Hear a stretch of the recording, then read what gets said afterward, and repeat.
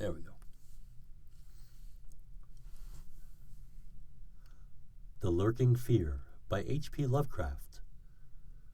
Narrated by Christopher J. Mayer.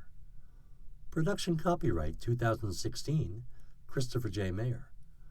The text by H.P. Lovecraft is in the U.S. public domain.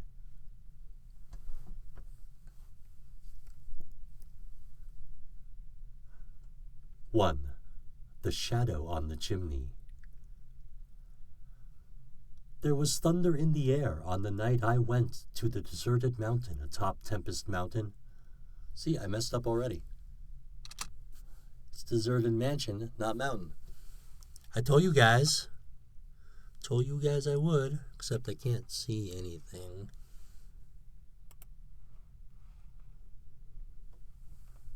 Oh, that's a crappy place for that new mic. All right.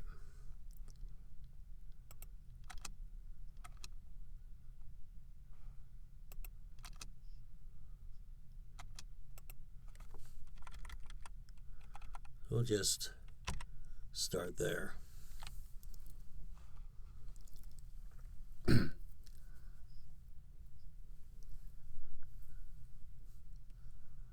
There was thunder in the air on the night I went to the deserted mountain atop. I did it again. God damn it. That's no good.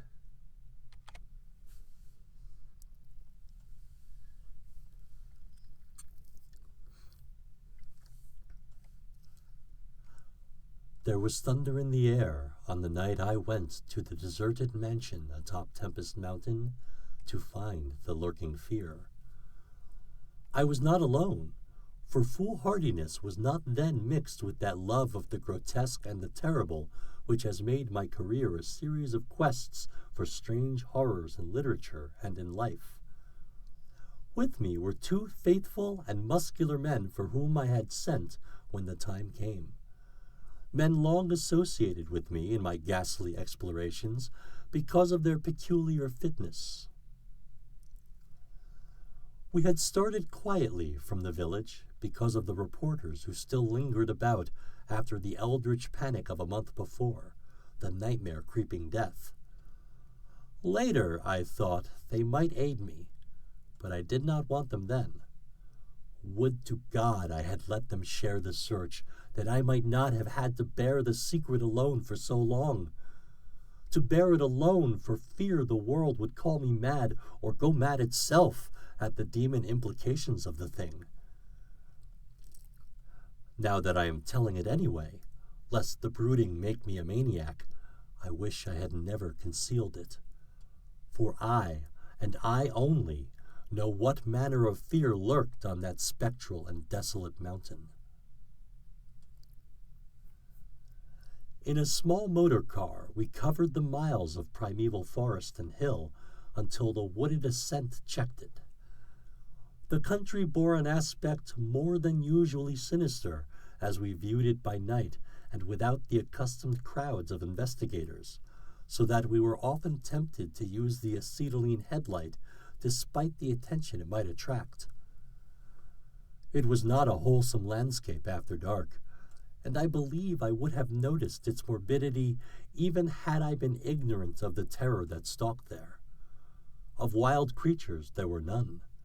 They are wise when death leers close. The ancient lightning-scarred trees seemed unnaturally large and twisted, and the other vegetation unnaturally thick and feverish, while curious mounds and hummocks in the weedy, fulgurite-pitted earth reminded me of snakes, and dead men's skulls swelled to gigantic... It's doing so well. Let's find a nice...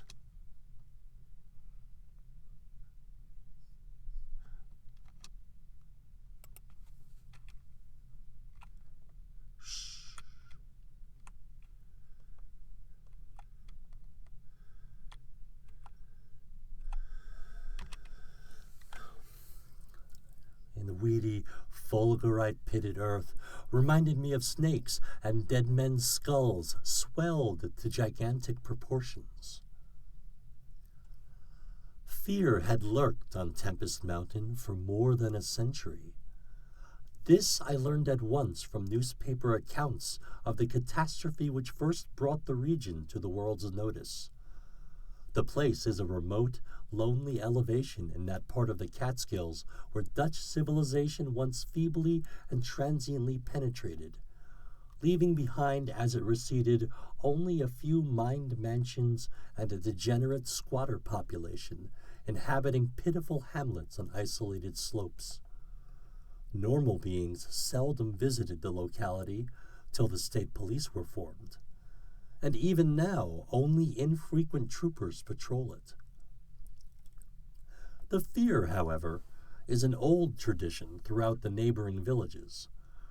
Since it is a prime topic in the simple discourse of the poor mongrels who sometimes leave their valleys to trade hand-woven baskets for such primitive necessities as they cannot shoot, raise, or make. The lurking fear dwelt in the shunned and deserted Martens Mansion, which crowned the high but gradual eminence whose liability to frequent thunderstorms gave it the name of Tempest Mountain. For over 100 years, the antique grove-circled stone house had been the subject of stories incredibly wild and monstrously hideous. Stories of a silent, colossal, creeping death which stalked abroad in summer. With whimpering insistence, the squatters told tales of a demon which seized lone wayfarers after dark, either carrying them off or leaving them in a frightful state of gnawed dismemberment. While sometimes they whispered of blood trails toward the distant mansion. Some said the thunder called the lurking fear out of its habitation, while others said the thunder was its voice. No one outside... I think I clicked it. I think I hit it and clicked it.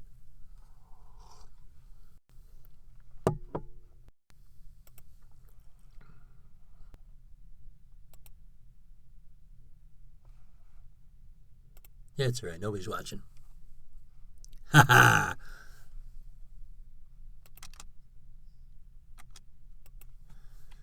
Here we go.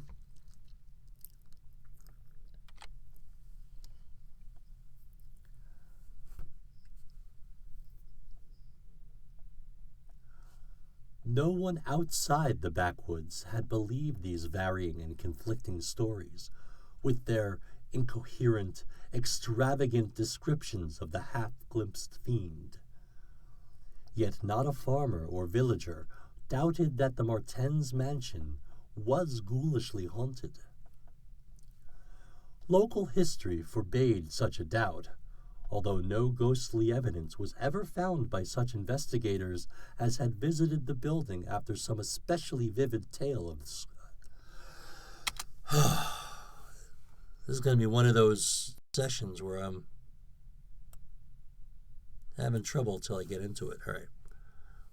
Let's just start where we were.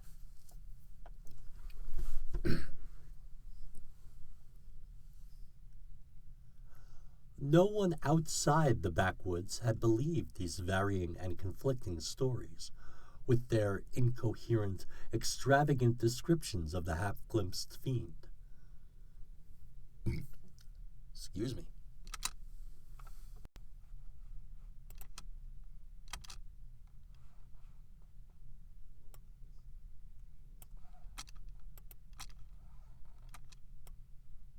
Where am I?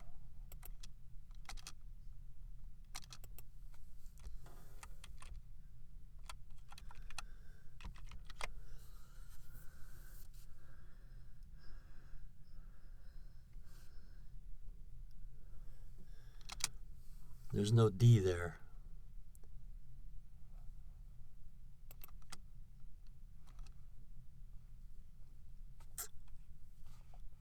What did I do?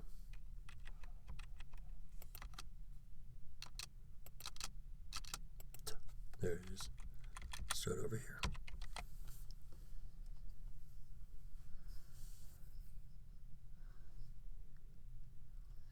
Yet not a farmer or villager doubted that the Martens mansion was ghoulishly haunted. Local history forbade such a doubt, although no ghostly evidence was ever found by such investigators as had visited the building after some especially vivid tale of the squatters. Grandmothers told strange myths of the Martens specter, myths concerning the Martens family itself, its queer hereditary dissimilarity of eyes, its long, unnatural annals, and the murder which had cursed it. The terror which brought me to the scene was a sudden and portentous confirmation of the mountaineers' wildest legends. One summer night, after a thunderstorm of unprecedented violence, the countryside was aroused by a squatter stampede which no mere delusion could create. The pitiful throngs of natives shrieked and whined of the unnamable horror which had descended upon them, and they were not doubted. They had not seen it, but had heard such cries from one of their hamlets that they knew a creeping death had come. In the morning, citizens and state troopers followed the shuddering mountaineers to the place where they said the death had come. Death was indeed there. The ground under one of the squatters' villages had caved in after a lightning stroke, destroying several of the malodorous shanties. But upon this property damage was superimposed an organic devastation which paled it to insignificance. Of a possible 75 natives who had inhabited this spot, not one living specimen was visible. The disordered earth was covered with blood and human debris, debris. The hell debris. Human debris. That was stupid. All right. There we go. Visible. Visible. All right.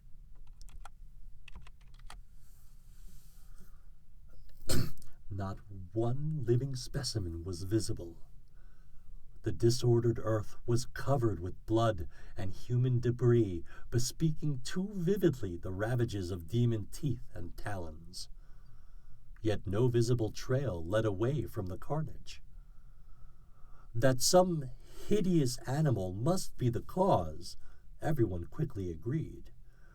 Nor did any tongue now revive the charge that such cryptic deaths formed merely the sordid murders common in decadent communities.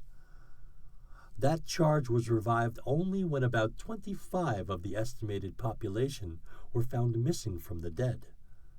And even then, it was hard to explain the murder of 50 by half that number. But the fact remained that on a summer night, a bolt had come out of the heavens and left a dead village whose corpses were horribly mangled, chewed, and clawed. The excited countryside immediately connected the horror with the haunted Martens mansion, though the localities were over 3 miles apart. The troopers were more skeptical, including the mansion only casually in their investigations and dropping it altogether when they found it thoroughly deserted. Country and village people, however, canvassed the place with infinite care, overturning everything in the house, sounding ponds and brooks, beating down bushes, and ransacking the nearby forests. All was in vain.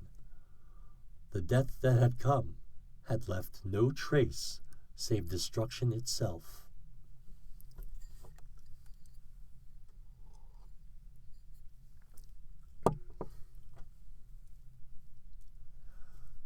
By the second day of the search, the affair was fully treated by the newspapers, whose reporters overran Tempest Mountain.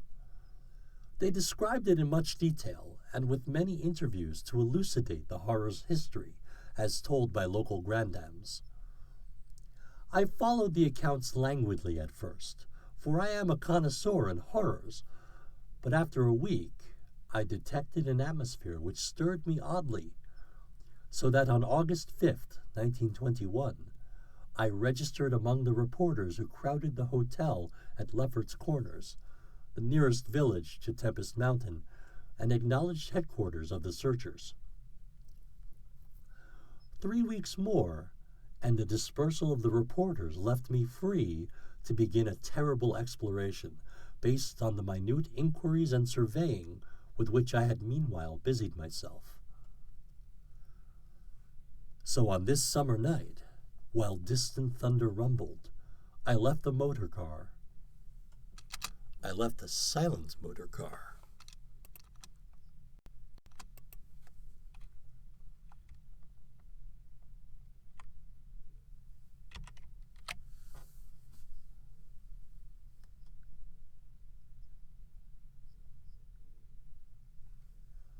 So on this summer night, while distant thunder rumbled, I left the silent motor car and tramped with 2 armed companions up the last mound-covered reaches of Tempest Mountain, casting the beams of an electric torch on the spectral gray walls that began to appear through giant oaks ahead. In this morbid night's solitude and feeble shifting illumination, the vast box-light pile displayed obscure hints of terror which day could not uncover. Yet I did not hesitate, since I had come with fierce resolution to test an idea. I believed that the thunder called the death demon out of some fearsome secret place, and be that demon's solid entity or vaporous pestilence, I meant to see it. I had thoroughly searched the ruin before, hence knew my plan well, choosing as the seat of my vigil the old room of Jan Martens, whose murder looms so great in the rural legends. I felt subtly that the apartment of this ancient victim was best for my purposes. The chamber, measuring about 20 feet square, contained, like the other rooms, some rubbish which had once been furniture.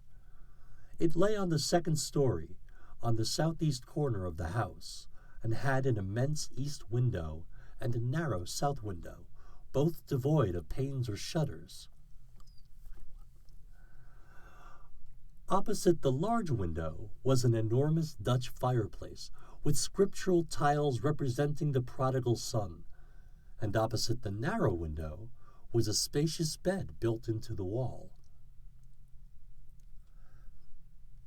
As the tree-muffled thunder grew louder, I arranged my plan's details. First, I fastened side by side to the ledge of the large window 3 rope ladders which I had brought with me.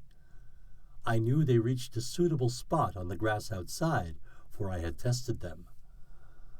Then the 3 of us dragged from another room a wide 4-poster bedstead, crowding it laterally against the window. Having strewn it with fir boughs, all now rested on it with drawn automatics, 2 relaxing while the 3rd watched.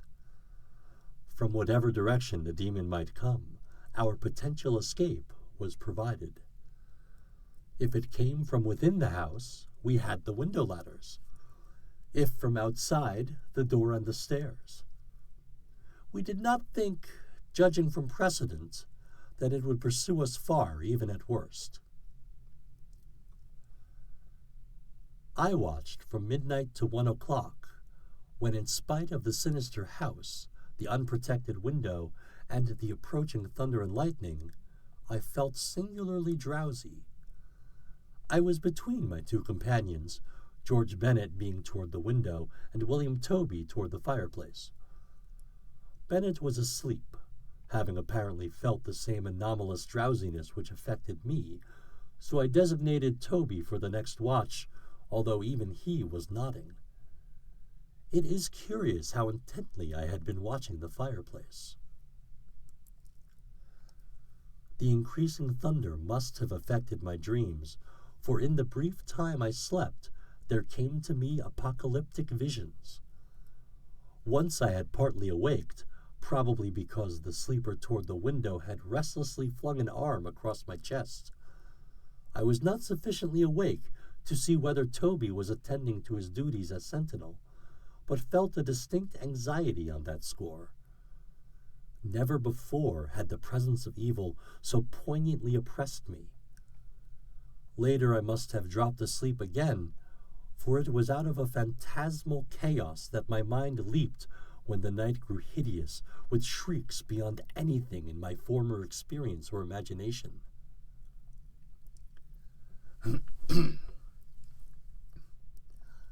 In that shrieking, the inmost soul of human fear and agony clawed hopelessly and insanely at the ebony gates of oblivion. I awoke to red madness and the mockery of diabolism, as farther and farther down inconceivable vistas that phobic and crystalline anguish retreated and reverberated. There was no light, but I knew from the empty space at my right that Toby was gone. God alone knew whither. Across my chest still lay the heavy arm of the sleeper at my left. Then came the devastating stroke of lightning which shook the whole mountain, lit the darkest crypts of the hoary grove, and splintered the patriarch of the twisted trees. In the demon flash of a monstrous fireball, the sleeper started up suddenly, while the glare from beyond the window threw his shadow vividly upon the chimney above the fireplace, from which my eyes had never strayed. That I am still alive and sane is a marvel I cannot fathom. I cannot fathom it, for the shadow on that chimney was not that of George Bennet or of any other human creature, but a blasphemous abnormality from hell's nethermost craters, a nameless, shapeless abomination which no mind could fully grasp and no pen even partly describe. In another second, I was alone in the accursed mansion, shivering and gibbering. George Bennet and William Toby had left no trace, not even of a struggle. They were never heard of again.